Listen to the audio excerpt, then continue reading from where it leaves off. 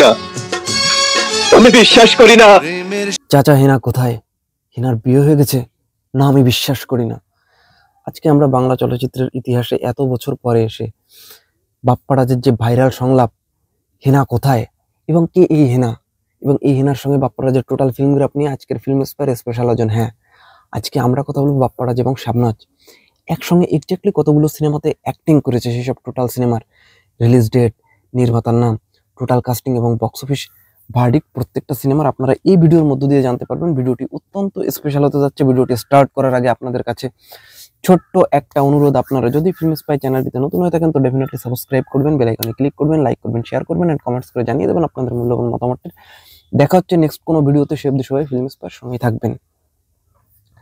বাপ্পারাজ এবং শাবনাজ তারা প্রথমবারের মতো একসঙ্গে স্ক্রিনে আসলো ইন 1992-তে মোহাম্মদ হোসেন পরিচালিত একটি সোশ্যাল লেডি অ্যাকশন ফিল্ম আজকের হাঙ্গামা দিয়ে, যে ছবিতে আমরা একসঙ্গে অ্যাক্টিং করতে দেখলাম বাপ্পারাজের বিপরীতে শাবনাজকে এবং সোহেল চৌধুরীর বিপরীতে দিতিকে।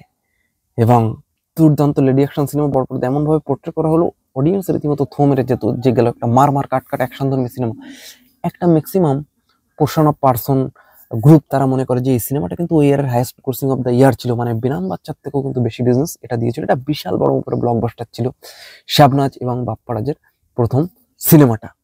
এর পরবর্তীতে এই জুটির আমরা সেকেন্ড সিনেমাটা আসতে দেখলাম 1995-এ, এবং যে ছবিটা নিয়ে আসলে আমরা কি বলবো, যত মানে বেশি কথা বলবো তত কিন্তু আসলে কম হয়ে যাবে। ছবিটার নাম রাগ এবং অনুরাগ।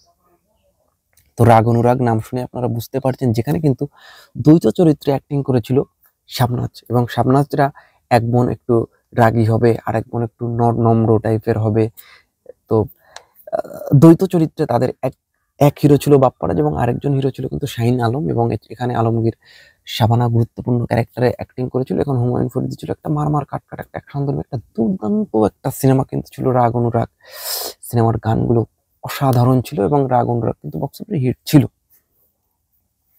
এরপরে আমরা চলে যাব তাদের পরবর্তী 3 নম্বর সিনেমা। তো 1996-এ আসলো সিনেমার নাম নির্মম, যে সিনেমাটা আলমগীর কুমকুম সিনেমাটা ডিরেক্টর করেছিল। তো যেটাতে আমরা এই জুটির পাশাপাশি বাপ্পারাজ এবং শাবনাজ জুটির পাশাপাশি আমরা দেখলাম যে ছবিতে আমরা অ্যাক্টিং করতে দেখলাম হুমায়ুন ফরিদিকে নেগেটিভ শেডে ছিল, আলমগীর শাবানা ছিল। একটা হিউজ মাল্টিকাস্ট সিনেমা এবং নির্মম, এবং হুমায়ুন ফরিদির দুর্দান্ত ডায়লগ ডেলিভারি, সবকিছু মিলে কিন্তু নির্মম সিনেমাটা কিন্তু হিট হয়ে গেল।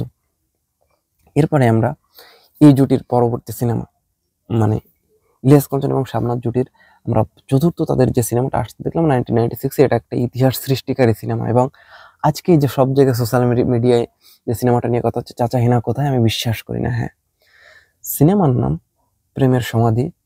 সার্বিক তত্ত্বাবধানে স্ক্রিপ্ট রাইটিংয়ে থাকলেন দেলোয়ার জাহান ঝন্টু এবং সিনেমাটা ডিরেক্টর করলেন ইফতেখার জাহান। এবং এই ছবিটা নিয়ে কি বলবো ভাই, বাপ্পারাজ, শাবনাজ, অমিত হাসান, একটা ট্রায়াঙ্গেল লাভ স্টোরি, এবং বাপ্পারাজের দুর্দান্ত পারফরমেন্স এই সিনেমাটাকে আজকে একটা কাল্ট ক্লাসিক সিনেমার মর্যাদা দিয়েছে। এবং এই সিনেমাটা নিয়ে এত আর্তনাদ, এক প্রেমিকের আর্তনাদ বিয়োগাত্মক মোমেন্টের মধ্য দিয়ে সিনেমাটা শেষ হয়, এবং বাপ্পারাজের জীবনের সেরা অভিনয় হিসেবে এখন পর্যন্ত ধরা হয় এই সিনেমাকে।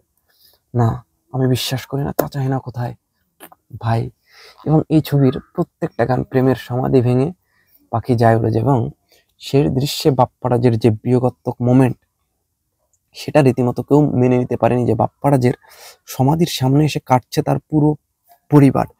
যে এটিএম শামসুজ্জামান তার বাবা, যে টাকা পয়সার লোভে সন্তানের প্রতি যে আসলে মানে সুবিচার করতে পারে, সেও শেষে গলে যায়, এবং এই দৃশ্যগুলো আসলে কাঁদায় আমাদের।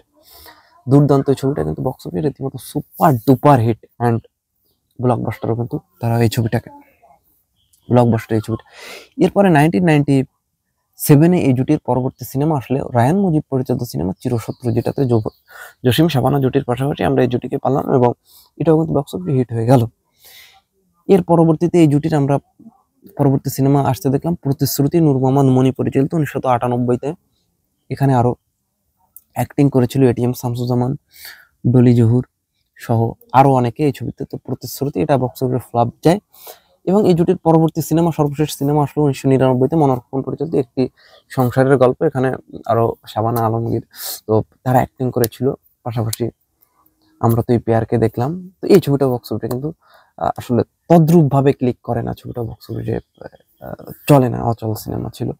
তো এই জুটি আসলে এক্সপ্লেইন করার জন্য একটা প্রেমের সমাধি না, আর কোনো সিনেমা লাগে না। একটা প্রেমের সমাধি এই জুটিকে এমন একটা জায়গায় নিয়ে গেছে, আজও কথা হয়, আজও চর্চা হতো। এটা হচ্ছে বাংলা চলচ্চিত্রের ইতিহাসে কাল্ট অ্যান্ড ক্লাসিক বাপ্পারাজ এবং শাবনাজ জুটি টোটাল ফিল্মগ্রাফ নিয়ে ফিল্ম স্পেয়ার স্পেশাল আয়োজন। তো কেমন লাগলো? ভালো লাগলে ডেফিনেটলি লাইক করবেন, শেয়ার করবেন এবং কমেন্টস করে জানিয়ে দেবেন আপনাদের মূল্যবান মতামতটি। দেখা হচ্ছে নেক্সট কোনো ভিডিওতে। সব বিষয়ে ফিল্ম স্পেয়ার সঙ্গে থাকবে।